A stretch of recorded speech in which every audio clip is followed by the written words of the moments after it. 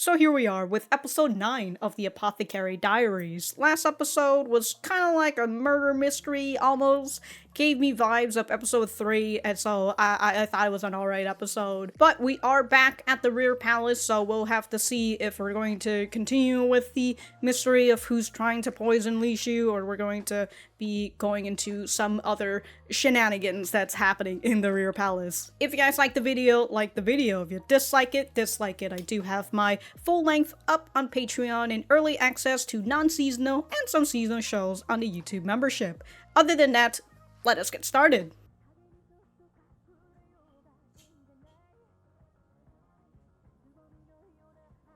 I was thinking about how, like, a good amount of characters, especially if it's like the concubines, right, they're represented by the flowers. So I'm starting to think about how, like, in the beginning when they showcase all those flowers, that's essentially them showing the characters.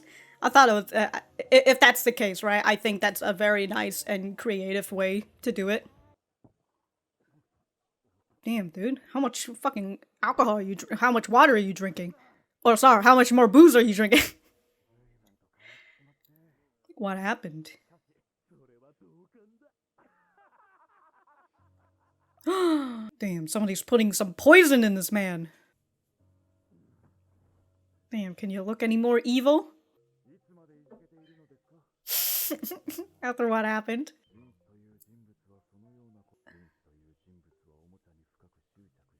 Does not attach himself so strongly. And yet here he is, huh?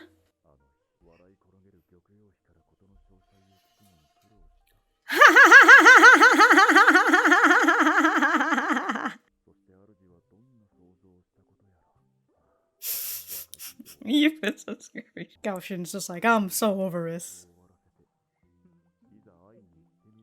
I know, and then she's not here. Ah, the shock, huh? The disappointment.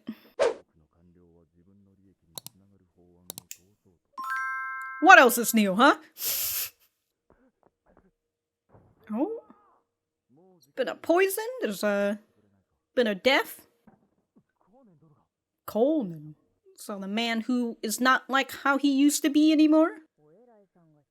Someone high up bit the dust. Alright.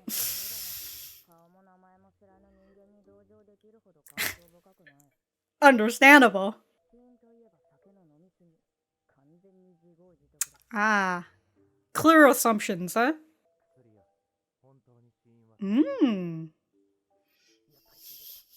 He's trying to involve me.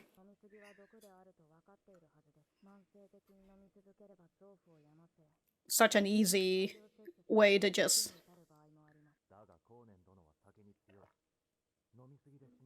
Overindulgence can't...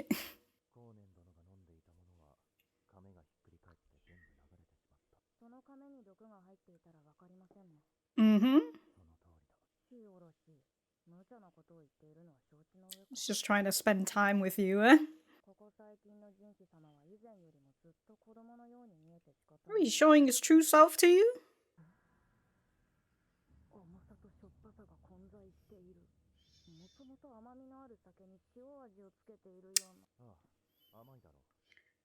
That's how Master Conan liked it. Sweet, but added salt? God damn, dude. You think his teeth would fucking decay by then. He just... yeah, I was thinking, he just dies of diabetes.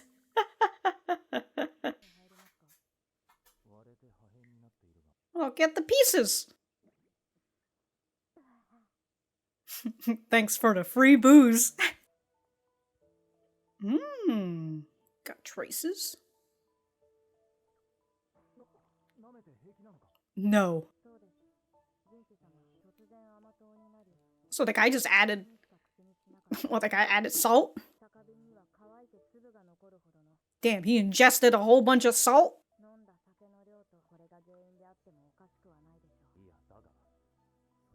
But he drinks sweets?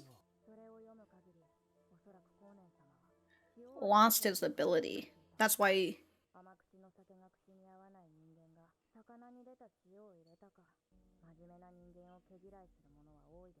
Really serious workers. And now he's dead.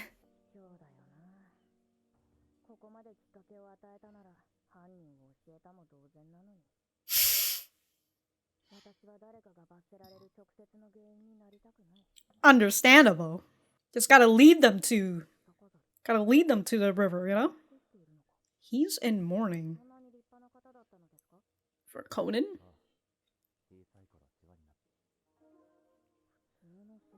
Damn, you see those thick eyelashes of him? I guess he is human after all. Oh, more booze?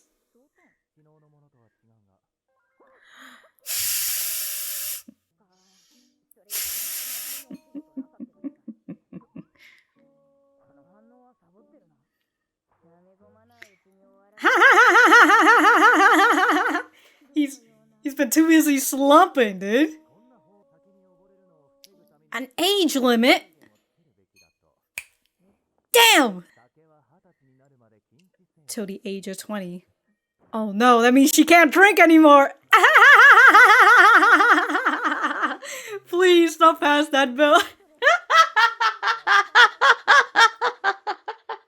I want my alcohol.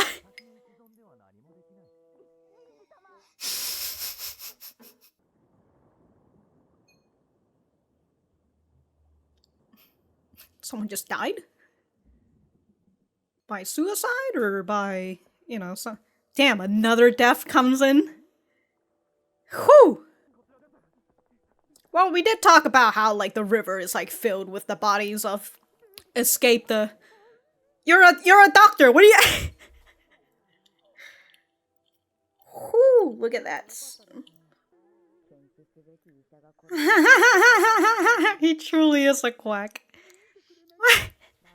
Nope. You have to come with me.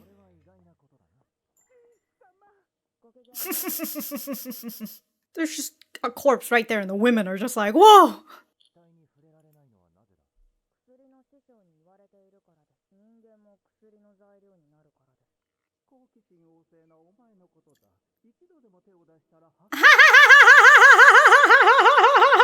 Damn!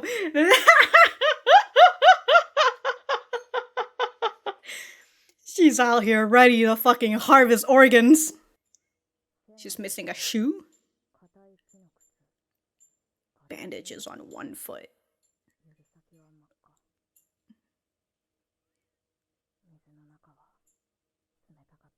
Mm-hmm.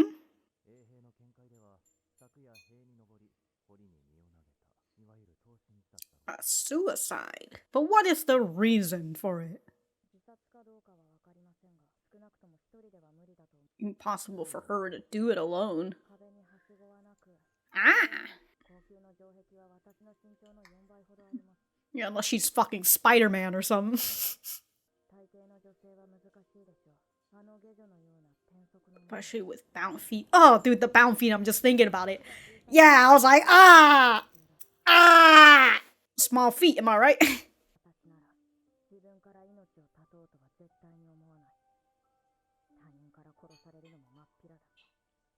Mm-hmm. Wouldn't be able to enjoy the things you like.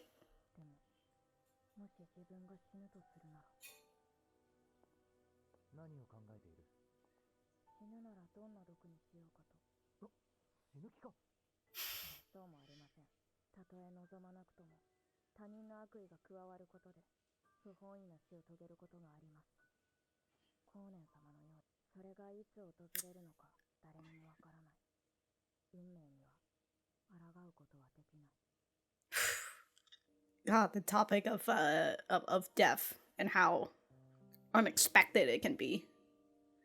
Oh, it's a 3D model of the.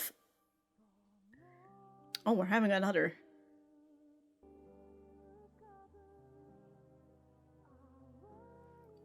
I like that. I like that how they're tying it with the last episode.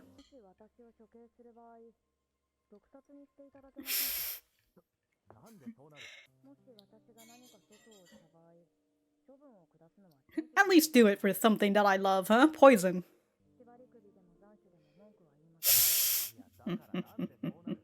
Well, death is expectant. Mm-hmm. Can or cannot. Is he still in mourning? Like, what? Oh, he's not wearing the obsidian thing anymore. But, you know, could still be a flesh wound, you know? She's just out here rubbing salt on it. The pun not intended.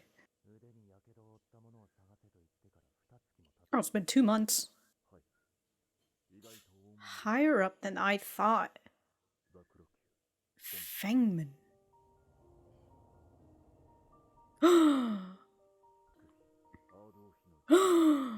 Oh no!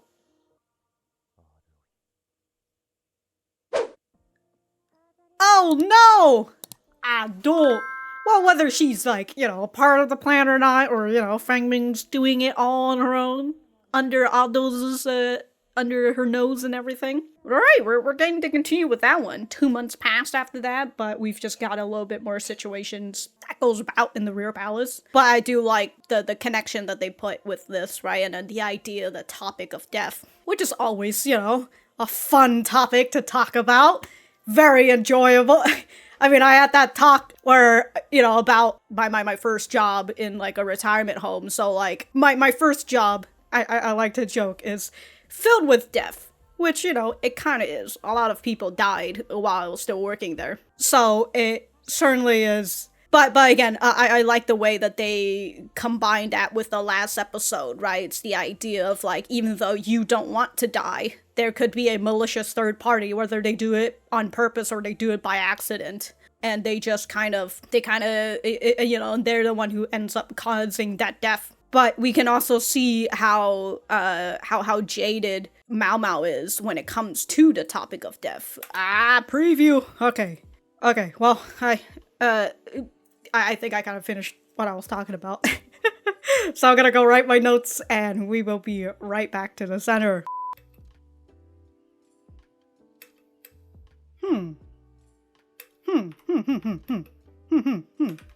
So that's Li Hua. Right, that's Li Hua. And then this is the part we saw last time. Perhaps in the annex?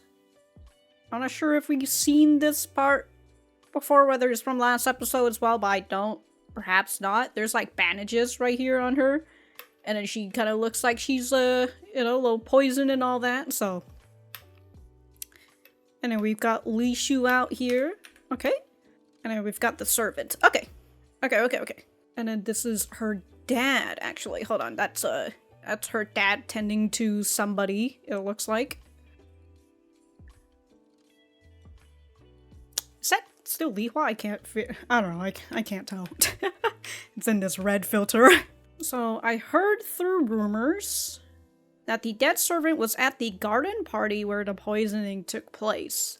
They found a will with some relevant content inside, so the case was closed as a suicide. She was at the garden party where the poisoning took place, so is the potential that she was the one who did the poisoning for on Li Shu, but then it failed? So then she ended up, you know, committing suicide, or somebody else did it and then they, you know, got a will to write down to make it look like she committed suicide? Because we've kind of got 2 cases in this episode where it kind of looks like they just did it to themselves, but then something happened. I'm not saying both cases, but one of the cases that we saw in this episode, right, for Conan, is that it looks like he drank himself to death, but the reality is that somebody added salt into his drink, so he's unable to, and he couldn't feel the salt, so he just kind of drinks it. And then for this servant, you know, it's just kind of like, well, how did she climb up? Other than the fact that oh, and then she has, like, the bound feet and everything? Oh, God, like, oh, just knowing that that's, like, that was a, you know, that's a thing that happens in China. Because, like, the idea of, like, a woman having big feet is not, it's not good, right? It's not pretty. Small feet is better. And then just, it's just the idea that, like, sometimes they do it, like, when the kid is still young, and, like, they just fucking bandage it up so much that, like, they just break the feet. Oh, but, like, so the idea that the servant has bound feet, so, like, how is she able to climb up from there unless somebody else helped her and they tossed her overboard, right? Whether it's kind of like they're throwing away the evidence, right? Just to make sure, like, because a dead woman can't talk. And especially if you've just got a will with some relevant content to say that it's definitely a suicide. So it's just like, alright. Alright, so that was episode 9 of the Apothecary Diaries. Let me know what you guys think about it in the comments down below. You know that I always like talking to you guys. For me, I thought that this was a pretty good episode. I enjoyed it, and I was thinking about last episode, and I was just like, oh, it really feels like a murder mystery. But then, at some point, I'm just like, this is technically what this anime is. I don't know why the fuck I said that. It's just that last episode was really feeling that vibe for me.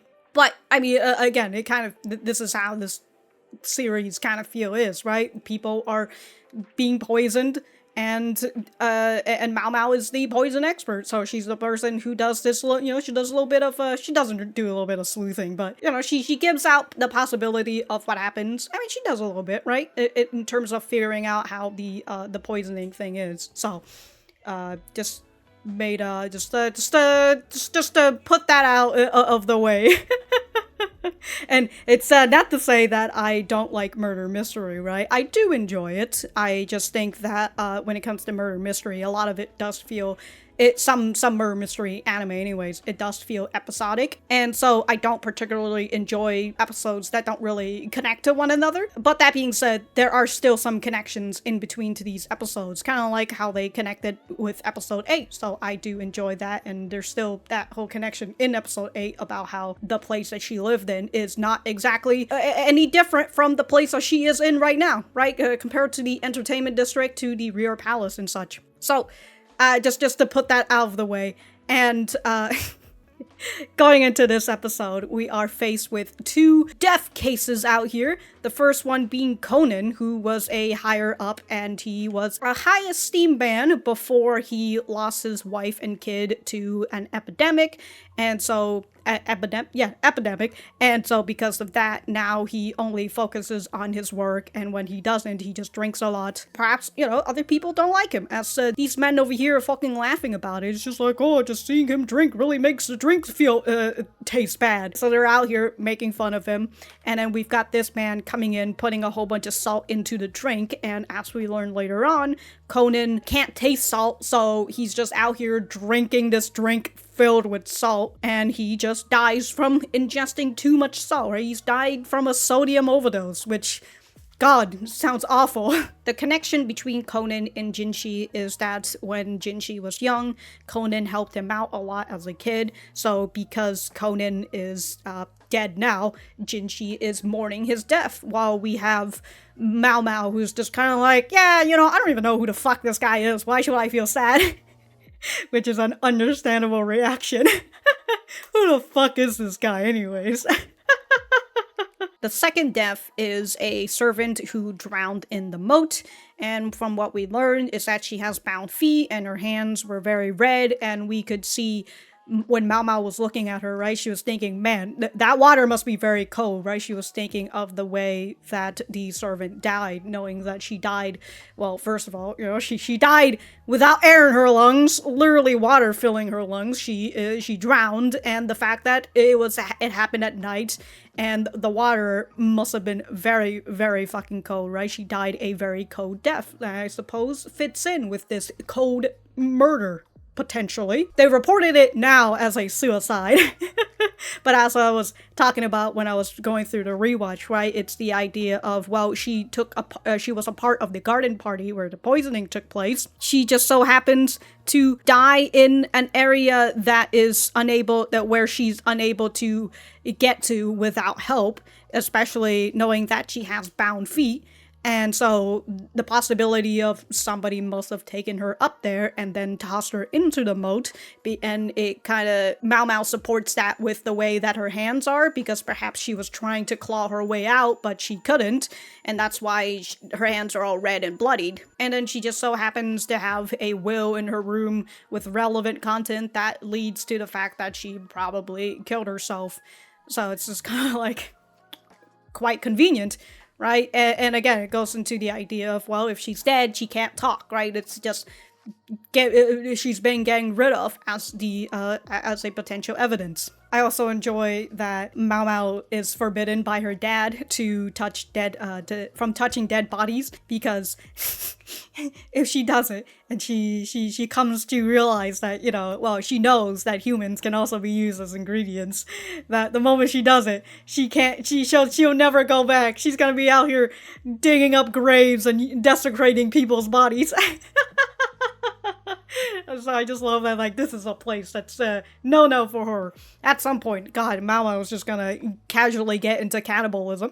The other thing with Maomao is that she likes booze. She's out here just drinking the booze that Jinshi gave to her as something that potentially had poison in it, but she's just like, oh, just give me, I'm gonna drink the rest of this bottle. And Jinshi gives her another bottle of booze for her good work, and he mentions about, because he was also having to work with all these, like, bills that the bureaucrats give, that basically is to benefit themselves only, which, as I said, what else is new?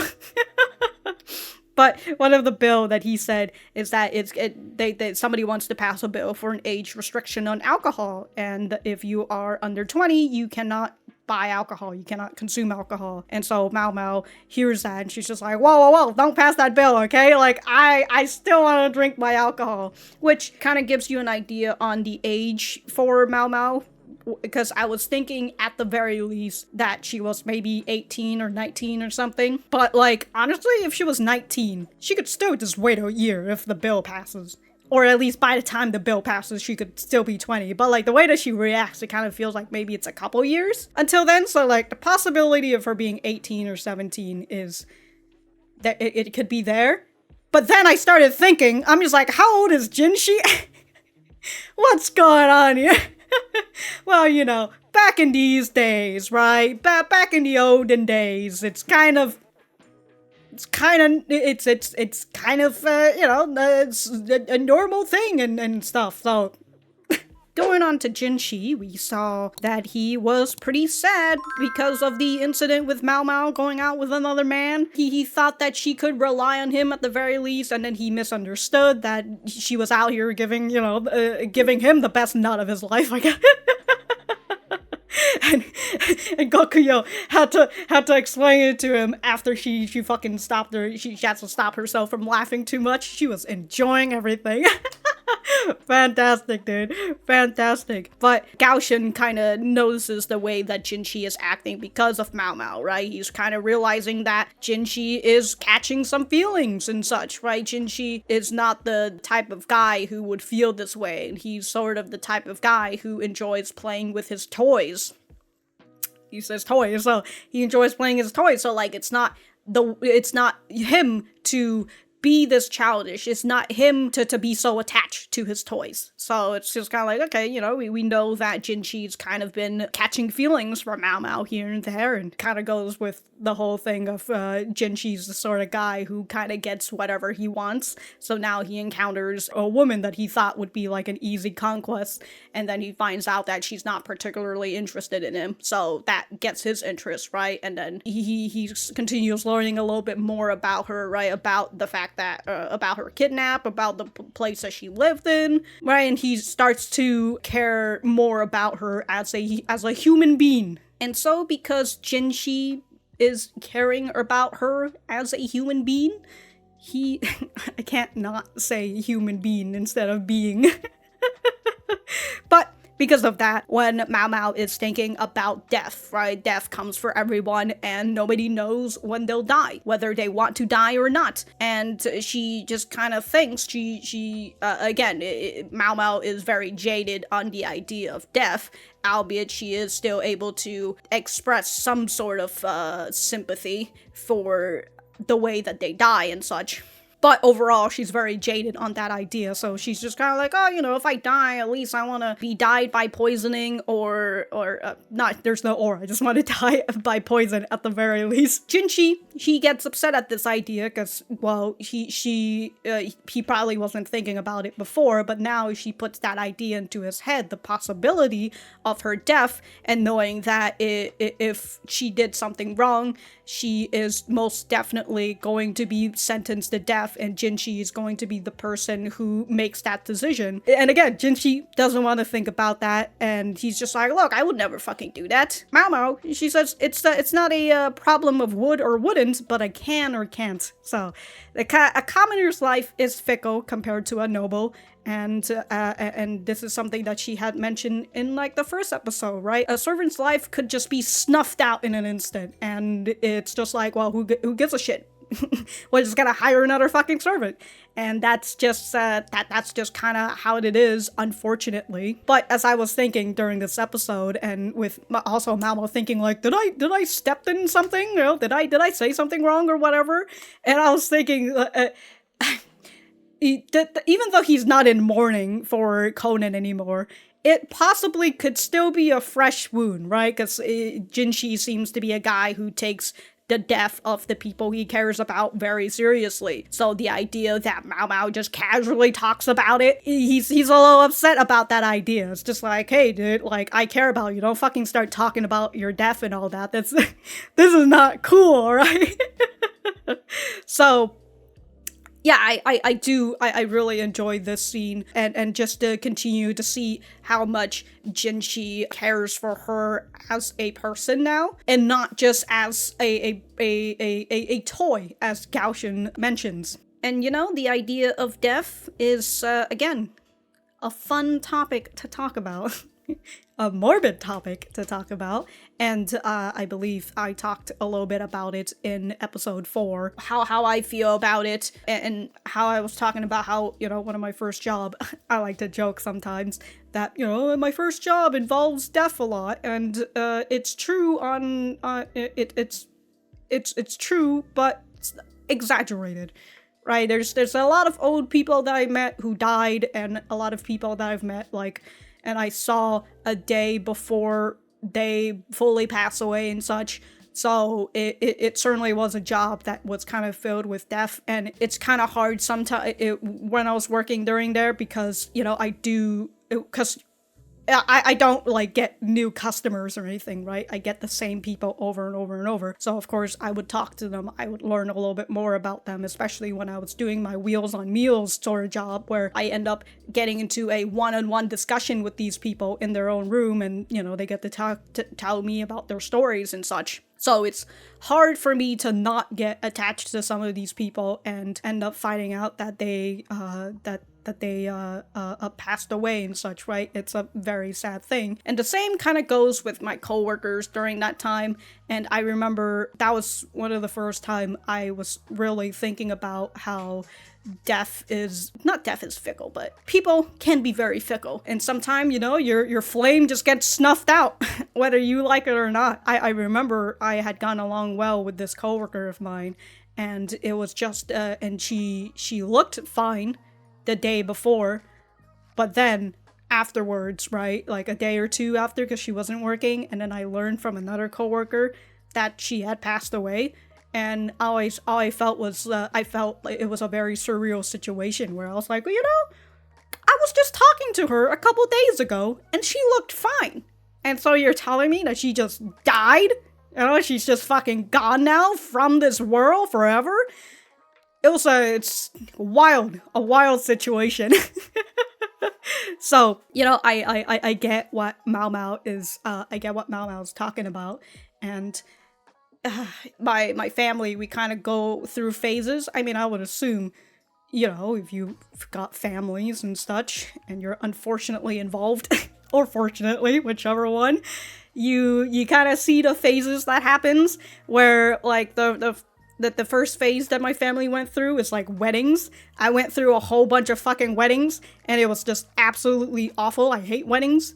And so I was just like, and when like that phase was kind of over, I was like, thank goodness that we're done with that phase. And then I totally forgot that after that phase is the kids. So like kids started coming into, and I was just like, ah, shit, fucking children, am I right?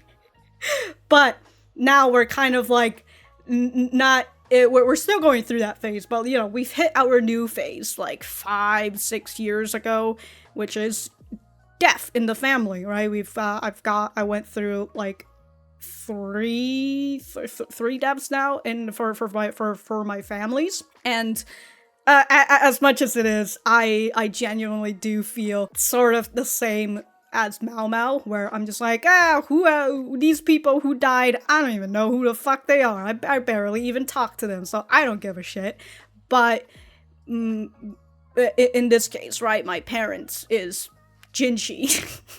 Because these are their family members, these are their sisters, this is their father. And so, even though I don't feel the same way as my parents, I'm able to understand that this feeling that they're feeling is very real, it's very raw, and it's it's a sad and unexpected thing. I was thinking, I'm like, is it 2? No, it is 3. So yeah, it's a very unfortunate thing, but death is just something that is a part of life.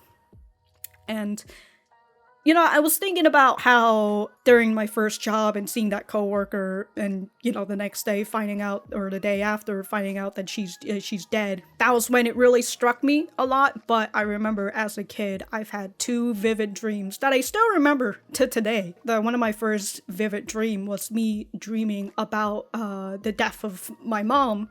And then the second dream is me thinking about the death of my dad. And so these 2 are very vivid dreams that I remember. It's definitely a feeling, especially after the death phase that's going on in the family right now. It's definitely something that has been growing a lot stronger, and just knowing the idea sometimes, like, I still get it sometimes where my mom likes to go out to church, and like she'll go out at like night and stuff, and I'll have that idea sometimes where I'm just like, oh no, what if something bad happens to my mom when she's out in a church or something? Maybe somebody's gonna try and rob her, and then something bad happens, and then she's just out there dying in the streets, and like I wouldn't even know, right? It's